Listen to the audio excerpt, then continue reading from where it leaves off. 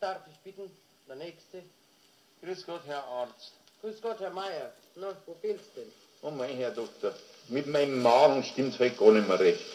Jedes Mal, wenn ich was gegessen habe, dann habe ich den Magen so voll. Ja, aber das ist doch keine Krankheit. Das ist doch ganz logisch. Wenn Sie in den Magen was hineintun, dann muss er ja voll werden. Ja, wie ist es denn dann, wenn Sie nichts essen?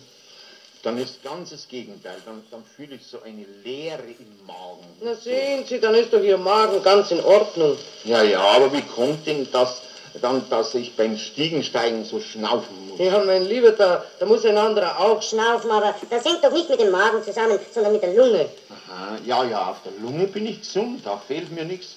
Trotzdem, dass ich mir vor 2 Jahren einen Fuß gebrochen habe. So, den Fuß haben Sie sich gebrochen? Ja. Ja, wie ist denn das passiert? Ja, nicht zu viel Alkohol habe ich heute erwischt. Na, am Alkohol kann sich doch niemand den Fuß brechen. Na, freilich, besoffen war ich heute und da bin ich auf einer ausländischen Bananenschale ausgerutscht und habe mir meinen eigenen Fuß gebrochen. Ja, aber da war doch nicht der Alkohol schuld, sondern die Bananenschale, nicht wahr? Selbstverständlich war die Bananenschale schuld, weil ich die nicht gesehen habe. Und darum glaube ich, Herr Doktor, dass mit meinen Augen nicht mehr rechts richtig ist.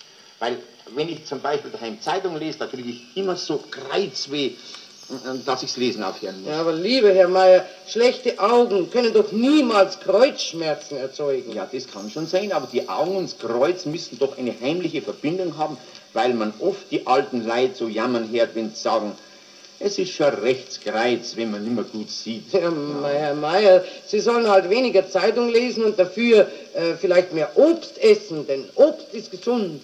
Nicht für jeden, Herr Doktor, nicht für jeden. Ein Bekannter von mir wäre beinahe an einer Zwetschge mal erstickt. So.